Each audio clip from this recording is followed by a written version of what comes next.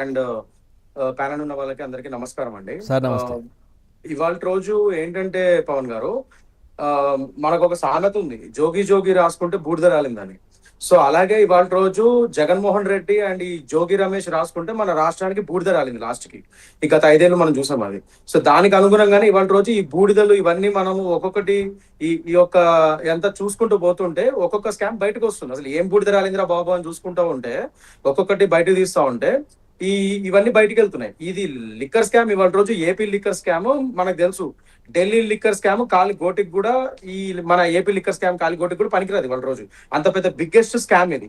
So దీంట్లో ఇవాళ రోజు ఒక కీలక మలుపు ఏంటంటే ఈ సో కాల్డ్ జనార్దన్ రావు అనే అతను అంటే ఆ స్కామ్ అది, ఇది వచ్చేసి కల్తీ మద్యం కదా. ఎస్ అదే చెప్తున్నా, అది లిక్కర్ స్కామ్. దానికి అనుసంధానమే కదా ఇది. అవును అవును, లింక్ ఉంటది. 100% ఇప్పుడు ఆ సెక్షన్స్ ఈ సెక్షన్స్ అన్ని కలిపే వేస్తారు sir. Everything is inter connected. నేను అదే చెప్పబోతున్నా. సో ఆ మద్యం లిక్కర్ స్కామ్ లో నుంచి ఇది ఒక చిన్న భాగం అన్నమాట. ఇదేంటి ఇప్పుడు ఇందులో కల్తీ మద్యం దానిలో కూడా వెళ్ళింది ఇది. అంటే రోజు రోజుకి ఈ సో కాల్డ్ వైసీపీ పార్టీ యొక్క గత నాయకులు ఎవరైతున్నారో వాళ్ళ యొక్క పాపాలు పండి రోజు రోజుకి చట్టం చేతులు దగ్గరగా బీసుకుపోతున్నాయి వాళ్ళకి. ఇదంతా దానికి నిదర్శనం ఇది. సో ఇవాళ రోజు మన ఈ జనార్దన్ రావు గారి ఈ పట్టుబడతాం కానీ ఆయన స్టేట్మెంట్స్ తీసుకోవడం కానీ చూసుకుంటే క్లియర్ గా వీళ్ళు కల్తీ మద్యాన్ని ఎలా అమ్మారు, జోగి రమేష్ గారు వీళ్ళందరూ కలిసి at the same time money laundering ఎలా చేశారు, ఇవన్నిటిని ఎలా వీళ్ళు అన్ని విధంగా ఇక గోవా నుంచి అక్కడి నుంచి రకరకాల స్టేట్స్ నుంచి అక్కడ లేబుల్స్ అవన్నీ తీసుకొని హోలోగ్రామ్స్ తీసుకొని ఇవన్నిటి కల్తీ మద్యాన్ని ఎలా తయారు చేసి వీళ్ళు మన రాష్ట్రంలో అమ్మి మన ఆంధ్ర ప్రజానికి ఒక ఆరోగ్యాలతో ఎలా ఆడుకున్నారు అన్న దానికి ఇదంతా మనకి వాళ్ళ రోజు బయటపడుతుంది. సో ఇక్కడ మనం చూసుకుంటే సార్, ఇప్పుడు మీరు అడిగిన టెక్నికల్ క్వశ్చన్కి వస్తున్నాను నేను. ఇప్పుడు మామూలుగా ఇదంతా ఏంటి, ఇప్పుడు రమేష్ గారిని, జోగి రమేష్ బ్రదర్స్ ని వీళ్ళని ఇప్పుడు కస్టడీలోకి తీసుకొని రమేష్ గారిని దగ్గర 250 ప్రశ్నలు అడిగినట్టు తెలుస్తుంది. ఇంట్రోగేషన్ మన సిట్ వారు అడిగితే ఆయన అన్నింటినీ ఇవేట్ చేస్తున్నాడు. అంటే అన్నింటినీ సమాధానం నాకు తెలియదు, గుర్తులేదు, మర్చిపోయాన టైప్ లో చెప్పుకుంటూ వెళ్తున్నాడు. కానీ కొరాబరేటివ్ ఎవిడెన్సెస్ కానీ ప్రైమరీ ఎవిడెన్సెస్ కానీ దీంట్లో చాలా దొరికాయి. ఒకటి ఏంటంటే వాళ్ళ యొక్క ఫోన్ రికార్డ్స్. ఇప్పుడు మీరు అన్నట్టు పాత రికార్డ్స్ కూడా తీస్తారు, స్టెప్ బై స్టెప్ వెళ్తున్నారు.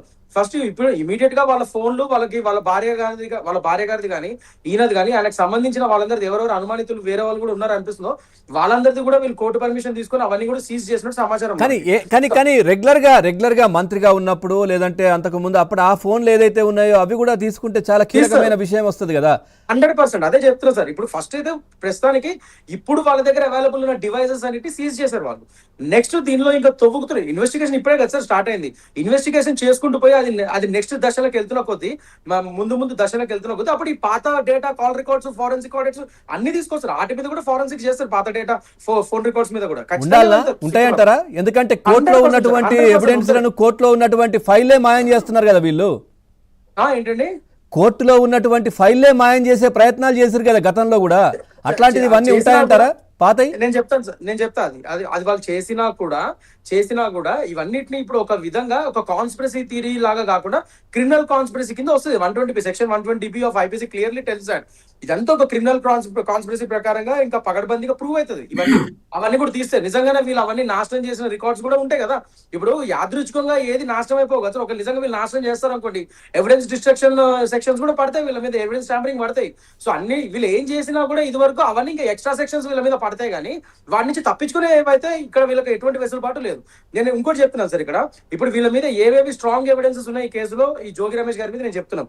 ఒకటి, జనార్దన్ రావు గారు క్లియర్ గా CCTV ఫుటేజ్ దొరికాయి. ఆయన ఆఫ్రికా వెళ్లే ముందు కలిశాడు, ఈయన ఇంటి చుట్టుపక్కలనే ఆయన టచ్ ఆడాడు, అవన్నీ CCTV ఫుటేజ్ క్లియర్ గా ఉన్నాయి. సో అదొక స్ట్రాంగ్ ఎవిడెన్స్ అక్కడ.